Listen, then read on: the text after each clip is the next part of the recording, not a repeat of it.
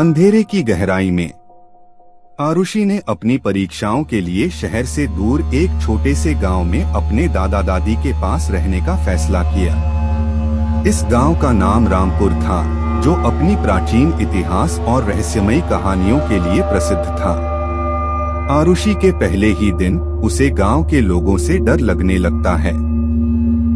वह सुनती है कि रात को गांव के पास एक पुराने बंगले में आवाजें आती हैं, जो बहुत ही डरावनी होती हैं। एक शाम आरुषि और उसकी नई दोस्त प्रिया गांव के पास उस बंगले की ओर जाती हैं। जब वहां पहुंचती हैं, तो वे एक पुराने और भूतिया बंगले का निरीक्षण करती हैं। बंगले में दोनों लड़कियां एक पुरानी किताब पा लेती हैं, जिसमें बंगले का अद्भुत इतिहास और उसकी भूतिया कहानियां लिखी हैं। रात के वक्त जब आरुषि और रिया वापस अपने घर की ओर लौटती हैं, तो वह सुनती हैं कि उस बंगले में कुछ अजीब आवाजें आ रही हैं।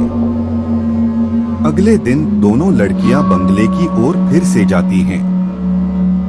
इस बार वे बंगले के एक पुराने कमरे में पहुंचती हैं, जहां एक पुरानी और अद्भुत खिलौने की खोज करती हैं।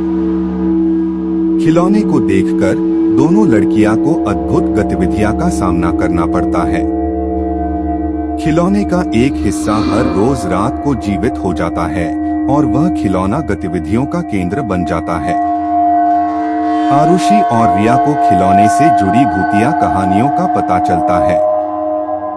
खिलौना एक बच्चे की भूतिया आत्मा है, जो खोज रही है अपने खोए हुए परिवार को। आरुषि और रिया को खिलौने को पुनर्जीवित करने के लिए एक कठिन और अद्भुत अभियान का सामना करना पड़ता है। वह जानती है कि खिलौना उस बच्चे को उसके परिवार से मिलाने में मदद कर सकता है। आखिरकार आरुषि और रिया को सफलता मिलती है और वह बच्चा अपने परिवार के पास वापस जाता है। बंगले की भूतिया आत्मा शांत होती है और बंगले में पुनर्जीवन की अपेक्षा होती है।